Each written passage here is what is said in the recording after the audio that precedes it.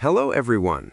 In this video, I'll guide you through how to schedule payments in Lloyds Bank so your transfers happen automatically on time. First, log in to your online banking account or mobile app. Once you're inside, go to the Payments section and choose the option to make a new payment. Enter the recipient's details, including their name, account number, and sort code if you haven't saved them already. Then type in the amount you want to send. Now, instead of sending it immediately, look for the option to schedule or choose a future date. Select the date when you want the payment to be sent. Review all the details carefully before confirming. You may be asked to enter a one-time passcode for security. Once confirmed, your payment will be scheduled and sent automatically on the selected date. Subscribe the channel for more videos.